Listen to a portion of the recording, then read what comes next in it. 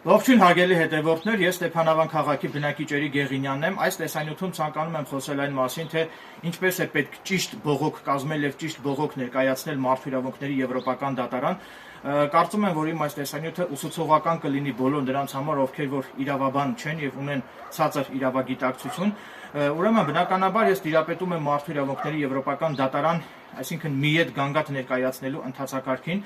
Եվրոպական դատարան գանգատ ներկայացնելու համար նախ եւ առաջ պետք է սպառել ներպետական դատական այցանները, այսինքն պետք է բողոքարկել սկզբից վերաքննիչ դատարան, այնուհետև վճռաբեկ դատարան եւ վճռաբեկ դատանի կողմից որոշում կայացնելուց հետո, այսինքն վճռաբեկ դատանի որոշումը ստանալուց հետո 4 ամսվա ընթացքում դուք իրավունք ունեք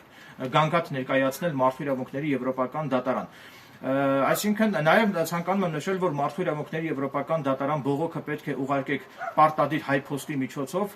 որի համար դուք պետք է հայփոստում վճարեք այդ հայփոստի ծախսերը, որը կազմում է մոտավորապես 80,000 ՀՀ դրամ։ Եվրոպական դատարան դուք չեք կարող ձեր բողոքը ուղարկել ֆաքսով կամ էլեկտրոնային փոստի միջոցով, դա հակասում է Եվրոպական դատանի կանոնադրությանը, ուստի նման դեպքում արդեն Եվրոպական դատանը ձեր բողոքը պարզապես վարույթ չի ընդունի։ Ինչպես նաև Եվրոպական դատարան բողոք ներկայացնելու ժամանակ անհրաժեշտ է Եվրոպական դատանի պաշտոնական կայքեջից ներբեռնել հայերեն լեզվով ձևաթուղթը, լրացնել այդ ձևաթուղթը եւ այդ ձևաթուղթը կցել ձեր բողոքին եւ ուղարկել Եվրոպական դատարան։ Այս պահանջը չպահպանելու դեպքում, այսինքն ձևաթուղթը ձեր բողոքին չկցելու դեպքում Եվրոպական դատանը ձեր բողոքը վարույթ չի ընդունի։ Եվրոպական դատան ուղարկվող ձեր բողոքը դուք կարող եք շարադրել հայերեն լեզվով, սակայն Եվրոպական դատան ուղարկվող բողոքը պետք է ձեռագիր չլինի, այսինքն ձեռագիր պետք չէ գրել, այսինքն ձեր բողոքը պետք է պարտադիր տպագրված լինի, համակարգչով տեքստը պետք է տպագրեք եւ տպատառ տեսքով ձեր բողոքը ուղարկեք Եվրոպական դատարան։ Իսկ Եվրոպական դատանի կողմից ձեր բողոքը ենթադրենք մերժվելու դեպքում դուք արդեն իրավունք ունեք բողոքարկել մեծ պալատ։ Նաև նշեմ, որ Եվրոպական դատանը գտնվում է Ֆրանսիայի Ստրասբուրգ քաղաքում եւ ես այս տեսանյութի մեկնաբանություններ բաժնում անգլիատար կնշեմ Եվրոպական դատանի ճիշտ հասցեն։ Նաև նշեմ նաև, որ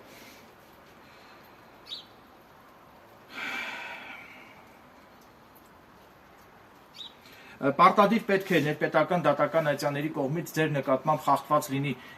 Մարդու իրավունքների եւ հիմնարար ազատությունների պաշտպանության մասին Եվրոպական կոնվենցիայով ամրագրված որևէ հոդված, ենթադրենք դուք կարող եք ձեր Եվրոպական դատան ուղարկվող ձեր բողոքում դուք կարող եք հիշատակել Եվրոպական կոնվենցիայի 6-րդ հոդվածը, դա վերաբերում է անձի արդար դատաքննության իրավունքի խախտմանը, այսինքն պարտադիր պետք է Եվրոպական կոնվենցիայի որևէ հոդված խախտված լինի ներպետական դատարանների կողմից, որպեսզի դուք իրավունք ունենաք գանգատ ներկայացնել Մարդու իրավունքների Եվրոպական դատարան։ Իսկ եթե Եվրոպական դատարանը վճիռ կայացնի ձեր բողոքը բավարարելու մասին, ապա դա նոր ի հայտ եկած հանգամանքի հիմքով դա կարող է հիմք հանդիսանալ, որպեսզի Հայաստանի դատարանների կողմից ձեր նկատմամբ կայացված դատական ակտերը վերանայվեն նոր ի հայտ եկած հանգամանքի հիմքով։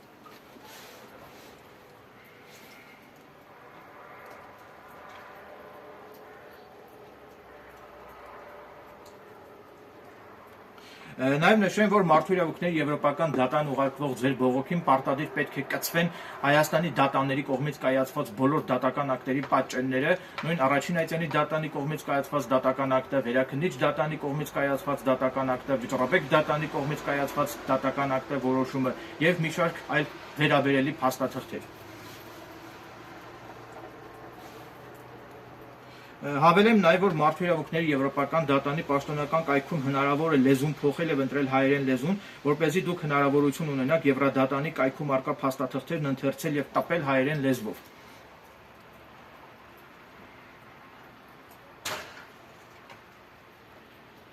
Նաև պարզաբանում եմ նաև, որ Մարդու իրավունքների Եվրոպական դատարան գանգատ ներկայացնելու համար դուք պետական տուրքի գումար չեք վճարելու, այլ նորից եմ կրկնում, հայփոստում վճարելու եք ընդամենը Եվրոպական դատանը հայփոստով Եվրոպական դատանին հասցեագրված ձեր բողոքը հայփոստով վճարելու համար այդ ծախսերը, որը կազմում է մոտավորապես 80,000 դրամ, սակայն որպես կանոն պետական տուրքի գումար դուք չեք վճարելու Եվրոպական դատարան գանգատ ներկայացնելու համար։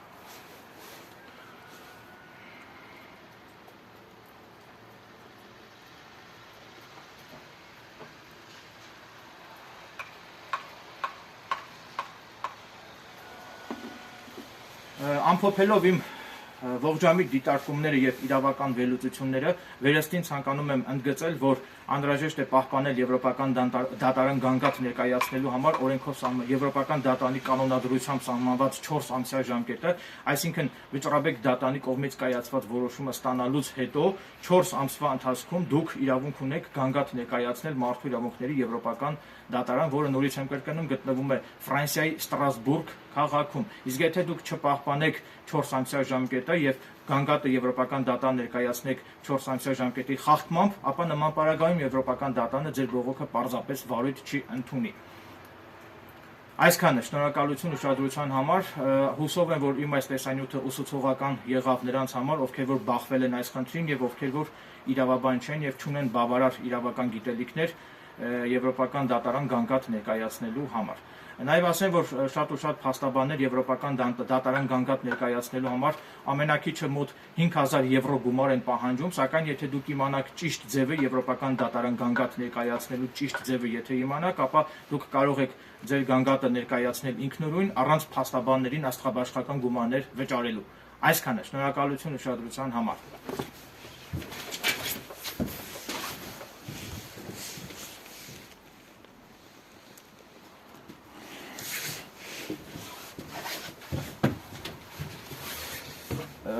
Ներողություն, վերջում ցանկանում եմ հավելել նաև, որ Էրիկ Եղինյանս փաստաբան չեմ հանդիսանում, իրավաբան չեմ հանդիսանում, այլ ընդամենը ուսումնասիրել եմ օրենքները, տիրապետում եմ օրենսդրությանը։ Նաև նշեմ, որ Էրիկ Եղինյանս նույնպես նախկինում 2 տարբեր գործերով արդեն իսկ գանգատ եմ ներկայացրել մարդու իրավունքների եվրոպական դատարան, սակայն նշեմ, որ եվրոպական դատարանում ձեր գործերի քննությունը կարող է տևել մոտ 10 տարի, այնպես որ պետք է զինվել համբերությամբ եւ պետք է հետեւողականորեն հետամուտ լինել ձեր խախտված իրավունքների վերականգնմանը։ Այսքանը, շնորհակալություն ուշադրության համար։